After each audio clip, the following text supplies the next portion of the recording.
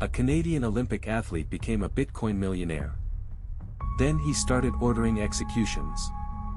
The encrypted messages the FBI recovered will haunt you. Ryan Wedding seemed to have everything. The 43-year-old Canadian had represented his country at the 2006 Winter Olympics as a snowboarder.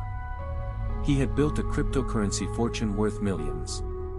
He owned properties across North America and lived a lifestyle most could only dream about. But here is where you need to pay attention. Behind the Instagram photos and business meetings, Wedding was allegedly running something far darker. Federal prosecutors now claim he controlled a massive international drug trafficking organization. And when anyone threatened his empire, the solution was always the same: eliminate them. The question that haunted investigators for years was simple. How many people did Ryan Wedding order killed? The answer, when it finally came, would shock even veteran FBI agents. The investigation began with a woman named Gino Aleja Rendon Luna. In October 2024, she was gunned down in a parking lot in Ontario, California. She was just 25 years old. If this case is already making you think, drop a like so more people see it. Police initially had few leads. But as they dug deeper, they discovered something disturbing. Luna had connections to a cocaine trafficking network. And someone had wanted her silenced. The breakthrough came from an informant who revealed that Luna's murder was not random. It was a contract killing. And the order had come from Canada. Now imagine you are an investigator hearing this. A murder in California, ordered by someone thousands of miles away. This was not street-level crime anymore. This was something organized, sophisticated, and utterly ruthless. The FBI soon uncovered a network that defied belief. Ryan Wedding was not just moving cocaine. According to the indictment, he was coordinating shipments of hundreds of kilograms from the Sinaloa cartel directly into the United States and Canada. But here is where it gets strange. Wedding operated like a CEO. He had lieutenants, logistics coordinators, and most chillingly, a team of hitmen on standby. Encrypted messaging apps were his boardroom. Kill orders read like business memos. Prosecutors allege one message recovered by investigators showed Wedding discussing a target with cold efficiency. The tone was not angry or emotional. It was transactional. Like he was ordering office supplies instead of human death. And Luna was not his only alleged victim. The body count was just beginning. But that was just the beginning. As investigators followed the digital breadcrumbs, they uncovered at least 2 more alleged murders connected to Wedding. Each victim had one thing in common. They had either threatened to expose his operation or had stolen from it. Think about that for a second. In Wedding's alleged world, there was only one punishment for disloyalty. And his network had members willing to carry out these sentences without hesitation. The indictment names multiple co-conspirators spread across 3 countries. Some allegedly pulled triggers. Others laundered money through cryptocurrency, making the funds nearly impossible to trace. The sophistication was staggering. Law enforcement sources described it as one of the most organized criminal enterprises to emerge from Canada in decades.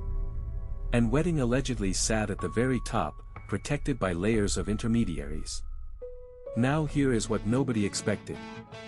While building this alleged empire of death, Ryan Wedding was living openly in Canada. Not hiding in some compound. Attending business events. Posting on social media.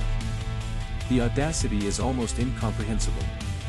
If you have made it this far, subscribe now because what comes next changes everything. The FBI had been watching for years, but building an international case takes time. They needed evidence that would hold up across borders. They needed witnesses willing to testify against a man allegedly capable of ordering their murder. And then in October 2024, prosecutors finally had enough. A grand jury in California returned an indictment that read like a crime thriller. Conspiracy to distribute cocaine. Conspiracy to commit murder. Money laundering. The charges carried potential penalties that would keep Wedding behind bars forever. And then it got worse for Wedding. The United States formally requested his extradition from Canada. He was arrested and placed in custody awaiting proceedings that would determine whether he would face American justice. Drop your prediction in the comments. Do you think Canada will hand him over? The evidence outlined in court documents is damning.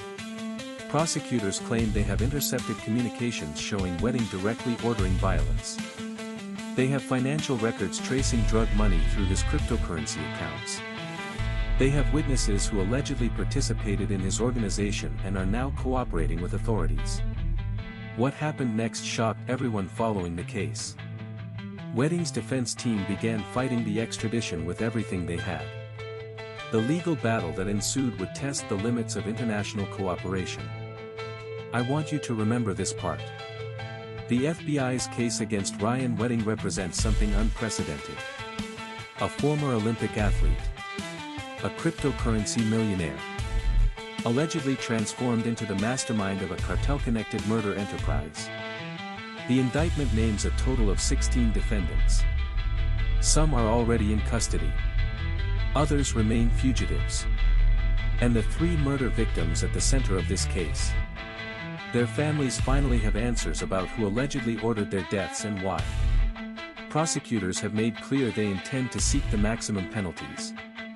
If convicted on all charges and extradited to the United States, Wedding faces the possibility of spending the rest of his life in federal prison. The Olympic dreams of 2006 have become the nightmare of 2024.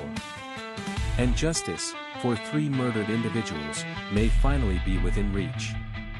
Looking back at this case, the transformation is almost impossible to comprehend. How does someone go from representing their nation at the Olympics to allegedly ordering contract killings for a drug cartel? The answer lies in what prosecutors describe as unchecked greed and the corrupting influence of easy money. Wedding allegedly saw the cocaine trade as just another business opportunity. And when that business was threatened, he allegedly treated human lives as expendable assets. The case continues to develop as extradition proceedings move forward. If you want to follow what happens next, make sure you are subscribed. But for the families of 3 murder victims, there is a measure of hope. The man they believe ordered these killings is finally facing justice. And in a world where the wealthy often escape accountability, that matters. Now you know how a Canadian Olympic athlete allegedly became a cartel murder mastermind.